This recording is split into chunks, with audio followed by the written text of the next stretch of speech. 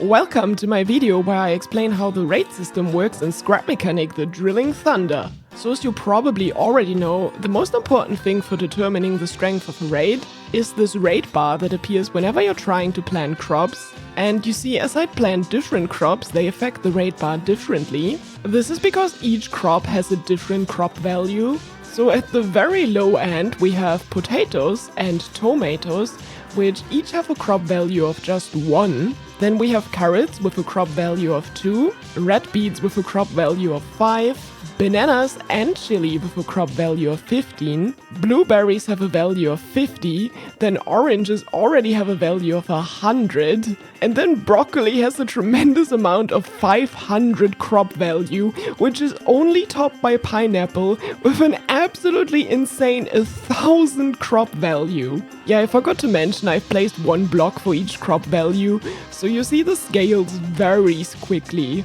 I don't know, the developers must really hate pineapples. Alright, so now the more valuable a crop is, the more it fills up the raid bar. But it's a little bit more complicated than that, because this orange has a value of 100 and fills up 1/3 of the bar. And that's because each section of the raid bar increases tenfold. So the first section is 100 crop points, the next one is 1,000 crop points, and then the next one is 10,000 crop points, which I'll get to very soon. There we go. And after that there's another secret raid bar, if you will, and this one goes up all the way to 100,000. But that also means if you plant somehow more than 100 pineapples, the raid won't get any more difficult. Though if you've ever seen a video of a raid with 100 pineapples, I think you deserve that extra raid space if you can fend that off. But actually there are 7 different raid levels in the game, and these levels determine which kinds of bots are allowed to spawn. So if you make sure that your raid budget is under 50,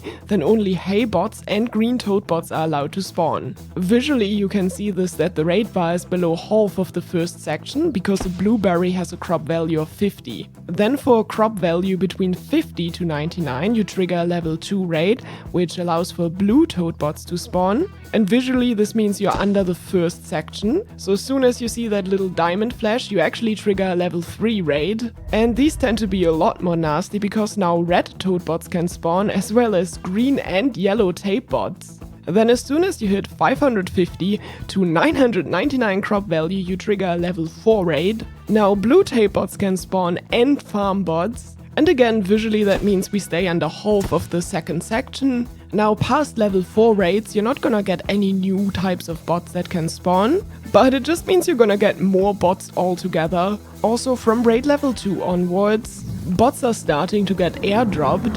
So for a lowly level 2 raid, whoa, we're actually getting 2 crates, that's quite a bit. And as you can see we're getting a blue toad bot. Now how do raids differ within a raid level? Well, the higher your crop value, the more intensive your raid will be. So with a crop value of 99, your raid is going to be much more intensive than if you just had 50. Now, this has to do with the concept of the raid budget. How that is calculated is a little bit more complicated, but basically the closer your raid is to the next raid level, the more bots are going to spawn. So for example, for a level 4 raid, a random group is picked that fits within the current raid budget, and then those bots are spawned accordingly, and that's done over and over again until the entire raid budget is used up.